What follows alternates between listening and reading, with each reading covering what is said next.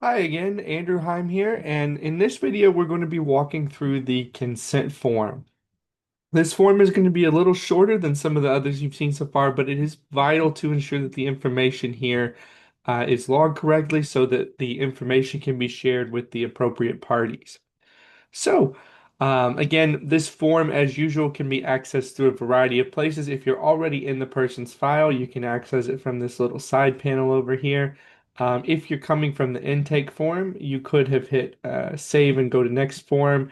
If you are on the person's record dashboard here, you can simply select consent form. Now, the first thing that you're going to notice here is the information at the top. This is going to be coming from the previous form, such as the initial info or the intake form.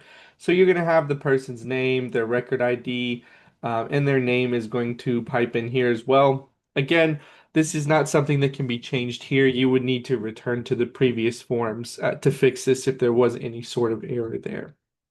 So once you verify that this information is correct with the client, you're then going to want to determine who needs to see this consent form or who it needs to be called to the attention of. So go ahead and fill that person's information out here with name, phone, fax, and email, whether a person or an organization. The next thing that you're going to want to do is go ahead and also verify the date of birth here. And once you've done so, you need to determine what exactly needs to be released in this case. Are you wanting to release a summary of the intake episode, the triage assessment and treatment plan, follow-up or episode summary, or something else? You can go ahead and indicate that in this text box here. Now, the next thing you need to do is indicate who information might be released to. You can go ahead and fill this out here. And then finally, the specific purpose of the informational release.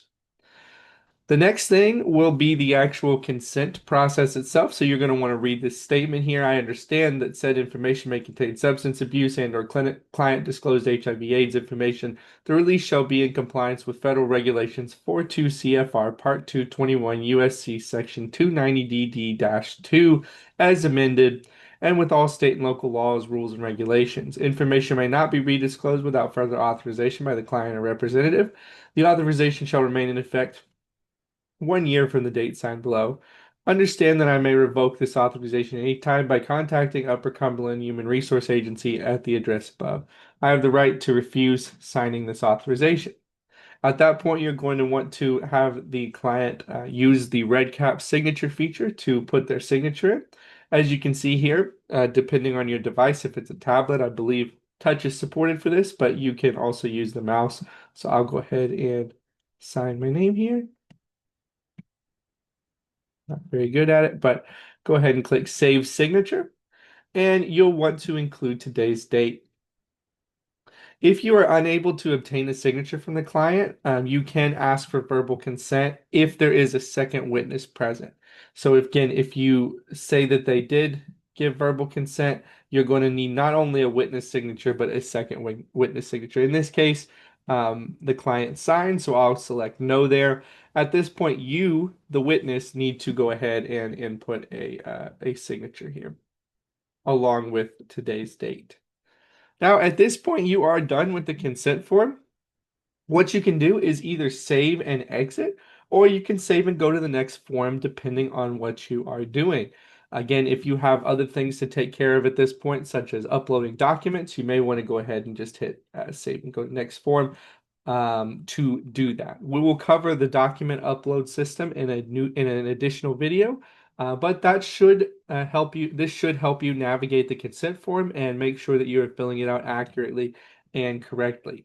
Again, please make sure if the client is unable to sign that you do have a second witness there who is able to sign and date this. All right, well, thank you so much, and I will see you in the next video.